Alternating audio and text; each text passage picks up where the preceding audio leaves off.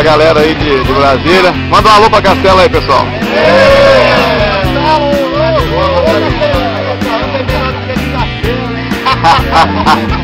Leonida mandando recado aí, ó. Show de bola. Diminuiu o vento aqui.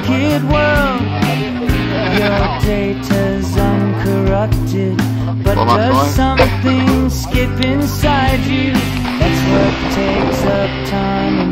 Do Márcio.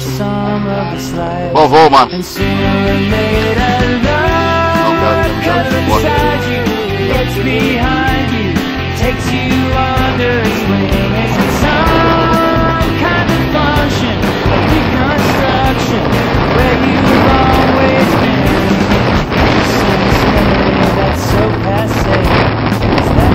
Pessoal, agora estou voando aqui direção a Brasília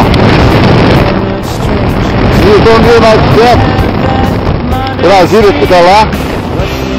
Eu devo ter andado aí já acredito que uns 40 quilômetros. Tem aqui uma reserva aqui embaixo. Eu tenho que contornar por ali, pelo asfalto, porque essa reserva não tem. Se acontecer qualquer coisa, não tem onde pousar. Então eu vou passar margeando a BR aqui e vou tentar atravessar e seguir o voo para Brasília. Aí, estou 1800 agora. Daqui a pouco eu volto. Vocês curtiram um pouco do voo. Estou indo em direção ao Brasília ainda. Brasília se encontra lá.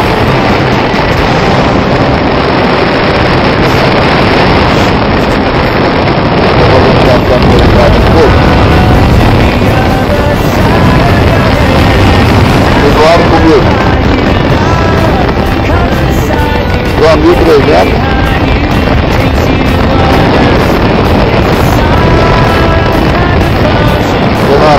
Aqui agora, esperando pegar mais uma técnica por aqui.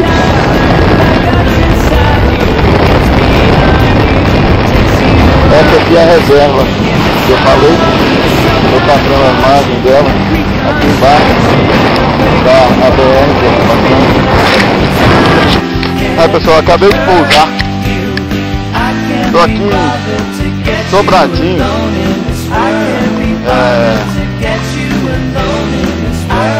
Acabei de passar uma outra cidade satélite ali. Estou lembrando o nome agora. O asfalto está logo ali na frente. O parapente está aqui. Voo super seguro, tranquilo. 2 horas e 13 minutos de voo. Maior ascendente 5.8.